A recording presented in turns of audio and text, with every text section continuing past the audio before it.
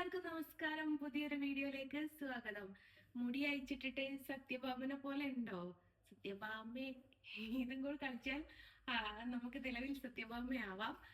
അപ്പൊ ഇന്നത്തെ വിശേഷം എന്താന്ന് വെച്ചാൽ കണ്ണനെ ഒന്ന് കണ്ടിട്ട് വരാം എന്നുള്ളതാണ്. കണ്ണനെ കാണാൻ വേണ്ടിയിട്ട് പോവാണ്. അപ്പൊ ഞാൻ ഇന്നലെ ഒരു വീഡിയോ പോസ്റ്റ് ചെയ്തിട്ടുണ്ടായിരുന്നു. ഒരു 4 ധാവണി സെറ്റ് വെച്ചിട്ട് അതിലേതാണ് കണ്ണിനെ കാണാൻ പോകുമ്പം ഇടേണ്ടത് എന്ന് നിങ്ങൾ തീരുമാനിക്കൂ എന്ന് പറഞ്ഞിട്ടായിരുന്നു ഞാൻ ആ ഒരു വീഡിയോ പോസ്റ്റ് ചെയ്തത്. അപ്പം എനിക്ക് ഏറ്റവും കൂടുതൽ മെസ്സേജ് വന്നിരിക്കുന്നത് ഈ ഒരു കളർ കോമ്പിനേഷൻ ചെയ്യാൻ വേണ്ടിയിട്ട്. സത്യഭാമ, ഈ ഒരു കളർ കോമ്പിനേഷൻ ചെയ്യാൻ വേണ്ടിയിട്ടാണ് ഏറ്റവും കൂടുതലായിട്ട് എനിക്ക് മെസ്സേജ് വന്നത്. അപ്പൊ പിന്നെ ഈ ഒരു കളർ കോമ്പിനേഷൻ തന്നെ ഇട്ടേക്കാമെന്ന് കരുതി. എങ്ങനെയുണ്ട്? കാണാൻ രസമുണ്ടോ? ഫുൾ സൈസ് കിട്ടുന്നുണ്ടോ? അപ്പം കാണാൻ ഭംഗിയില്ലേ? അപ്പൊ ഞാൻ സംഭവം തിരുവനന്തപുരത്തേക്ക് പോവാണ്. തിരുവനന്തപുരത്തേക്ക് മാത്രമല്ല, ആദ്യം പത്തനംതിട്ട, പിന്നെ കൊല്ലം, തിരുവനന്തപുരം, ഇങ്ങനെ 3 ജില്ലകൾ കവർ ചെയ്യാൻ വേണ്ടിയിട്ട് പോവുകയാണ്. അപ്പോ അതിന്റെ കൂടെ ആദ്യം നമ്മുടെ ഗുരുവായൂരപ്പനെ കണ്ടിട്ടില്ലാച്ചാല് പിന്നെ ആരെ കാണാനാ?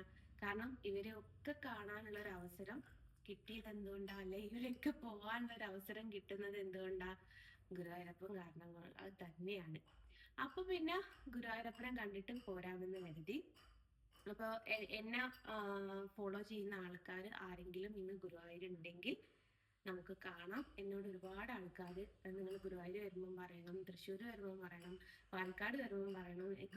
എന്തിന്? ഇന്നലെ എനിക്കൊരു മെസ്സേജ് വന്നത് എന്താണെന്നറിയോ? കോഴിക്കോട് വരുന്ന സമയത്ത് പറയണേന്ന്. ഞാൻ കോഴിക്കോടുകാരിയാണ് എന്നുള്ളത് അറിയാത്ത ഒരാളാണോ എന്ന് എനിക്കറിയില്ല. എന്ത് തന്നെ ആയാലും അയാൾ പറഞ്ഞു കോഴിക്കോട് വരുന്ന സമയത്തൊന്ന് പറയണേന്ന് പറഞ്ഞു.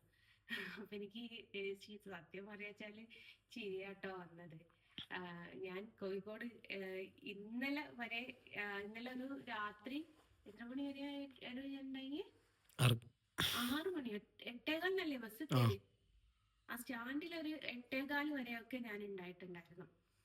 അപ്പൊ ആ ആളോട് എനിക്ക് മറുപടി കൊടുക്കാൻ എന്താ മറുപടി എന്നൊന്നും എനിക്കറിയില്ല. ഒക്കെ എനിക്ക് വാട്സപ്പിൽ മെസ്സേജ് വരുന്നതാട്ടോ. എന്റെ നമ്പർ പബ്ലിക്കാണ്, അതുകൊണ്ടാണ്. അപ്പൊ നിങ്ങൾ വിചാരിക്കേണ്ട ഈ കമന്റിന്റെ താഴെയൊന്നും ഞങ്ങളിത് കാണുന്നില്ലാലോ, പിന്നെ ഇവളെന്താണ് പറയുന്നത്, തള്ളുകയാണോ എന്നൊക്കെ ചിന്തിക്കണ്ട എന്ന് കരുതിയിട്ട് പറഞ്ഞതാണ്. അപ്പൊ എനിക്ക് വളരെയധികം എക്സൈറ്റ്മെന്റ് ആണോ, എന്താ പറയാ, നെഞ്ചിടിപ്പാണോ, എങ്ങനെയാ ഇതിനെ ഞാൻ പറയേണ്ടത് എന്നൊന്നും എനിക്കറിയില്ല. കാരണം ഗുരുവായൂർ പോകുന്ന സമയത്തൊക്കെ ഉണ്ടാകുന്ന ഒരു ഫീലാണത്. തലേ ദിവസം ഉറങ്ങൂല. പക്ഷെ ഇന്നലെ ഞാൻ നന്നായിട്ട് ഉറങ്ങിട്ടോ. എന്താ വെച്ചാൽ ഇന്നലെ ഞാൻ മൈഗ്രെയിൻ വന്നിട്ട് ഹോസ്പിറ്റലിലായിരുന്നു.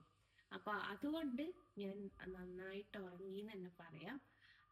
അല്ലാതെ പക്ഷം എനിക്ക് രാത്രി കിടന്ന കിടപ്പ് വരൂല, ഒരു സമാധാനം ഉണ്ടാവില്ല. എന്താ പറയാ, നമ്മുടെ പ്രിയപ്പെട്ടതിനെ കാണാൻ പോകുമ്പോ ഉണ്ടാവുന്ന ഒരു എക്സൈറ്റ്മെന്റോ എന്തെന്നാ ഇപ്പൊ ഞാൻ അതിനെ പറഞ്ഞു തരിക, അങ്ങനെ ഒരു സംഭവം ഉണ്ടാവും.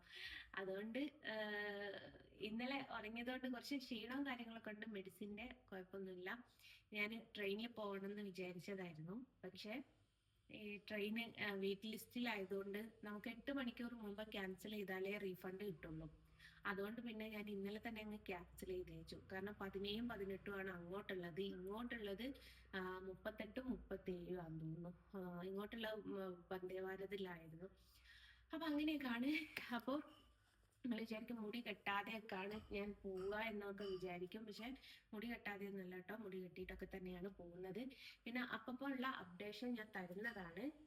ചെറിയ ചെറിയ ഷോർട്ടായിട്ട് ഒരു 4 മിനിറ്റ് 5 മിനിറ്റ് വീഡിയോസ് ആയിട്ട് ഞാൻ ഇങ്ങനെ ചെറുതായിട്ട് പോസ്റ്റ് ചെയ്യാം.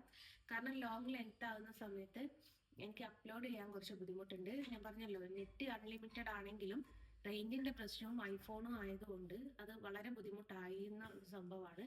അപ്പൊ ചെറിയ പാട്ടായിട്ട് ഞാൻ എങ്കിലും പോസ്റ്റ് ചെയ്തോളാം ഗുരുവായൂരെത്തുന്ന സമയത്ത്. ഇനിയിപ്പം ഭക്ഷണമൊന്നും കഴിക്കാനുണ്ട് എന്ന് വിചാരിക്കേണ്ട. ഞാൻ ഭക്ഷണം കഴിച്ചതിന് ശേഷമാണ് ഗുരുവായൂരേക്ക് പോകുന്നത്.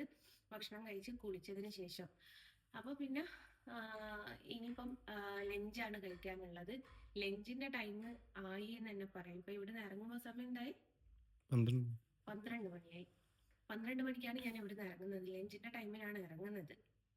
അപ്പൊ അവിടെ എത്തുമ്പോ ഒരു എത്ര മണിയാവും? കൂടെ 2 മണി.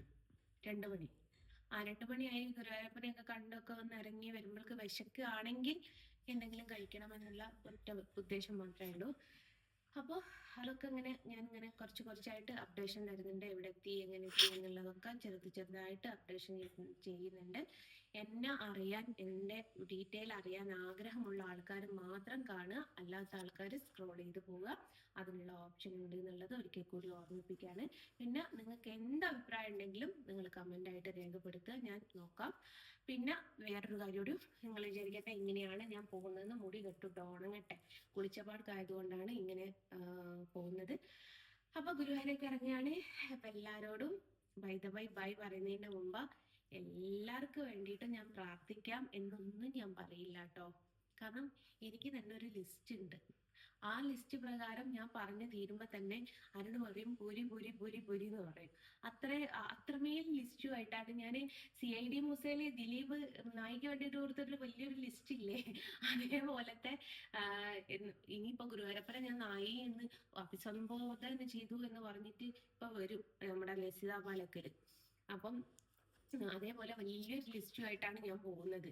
അപ്പൊ ഇങ്ങനെ എണ്ണി പറയുമ്പോഴേക്ക് എന്റെ ആ കോട്ട തന്നെ തീരും. അപ്പോഴേക്കും മറ്റുള്ളവരുടെ കാര്യം കൂടി പറയാ എന്ന് പറയുന്നത് കുറച്ച് ബുദ്ധിമുട്ടുള്ള കേസാണ്. അതുകൊണ്ട് നിങ്ങൾക്ക് ആർക്കും വേണ്ടി പ്രാർത്ഥിക്കുമെന്ന് വിചാരിക്കേണ്ട, ഞാൻ എനിക്ക് തന്നെ വേണ്ടി പ്രാർത്ഥിക്കാൻ പോവാണ്. പിന്നെ ഒരു കാര്യം പ്രത്യേകിച്ച് പറയാണ്, ഹിന്ദുക്കളെ മതവികാരത്തെ വ്രണപ്പെടുത്താൻ വേണ്ടിയിട്ട് പോകുന്നതൊന്നുമല്ല. ഞാൻ എന്റെ വിശ്വാസപ്രകാരം എനിക്കൊരു പോസിറ്റീവ് എനർജി കിട്ടാൻ വേണ്ടിയിട്ട് പോകുന്നതാണ്.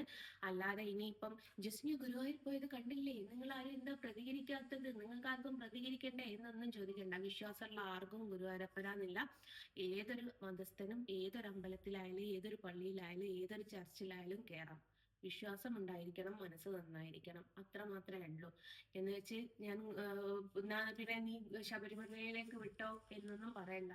ശബരിമലയിൽ പോകാൻ പറ്റുന്ന ഒരു കാലം ഉണ്ടായാൽ തീർച്ചയായിട്ടും ഞാൻ പോകും. ആ കാലത്ത് ഞാൻ ജീവിച്ചിരിപ്പുണ്ടെങ്കിൽ, എത്ര വയസ്സ്, 65 വയസ്സ് കഴിഞ്ഞിട്ടല്ലേ ആരും പോകാൻ പറ്റുക? ആ, ആണെന്നാണ് ഞങ്ങളുടെ വിശ്വാസം. അപ്പൊ 65 വയസ്സ് കഴിഞ്ഞിട്ട് എനിക്ക് പോകാൻ പറ്റുവാണെങ്കിൽ തീർച്ചയായിട്ടും ഞാൻ പോകും. കാരണം അവിടെ ജാതി മതമൊന്നുമില്ല അയ്യപ്പന്. പിന്നെ ബ്രഹ്മചാരി ആയതുകൊണ്ട് മാത്രമുള്ള ആ ഒരു വിഷയമാണെന്നുള്ള ഈ ആയുധവരെ ഞാൻ പഠിപ്പിക്കണ്ടല്ലോ. മുസ്ലിംസ് അറിയാൻ വേണ്ടിയിട്ട് മാത്രം പറഞ്ഞു കേട്ടോ. മുസ്ലിംസ് എന്നല്ല, ക്രിസ്ത്യൻസും അറിയാൻ വേണ്ടിയിട്ട് മാത്രം പറയാണ്. അപ്പൊ അങ്ങനെയാണ്. അപ്പൊ എന്നാലും പിന്നെ മെല്ലെ ഗുരുവായൂർ ഇറങ്ങാണ്. അപ്പൊ എല്ലാവരോടും ബൈ പറഞ്ഞിട്ട് ബൈ ഫ്രം ജസ്ന സലീം.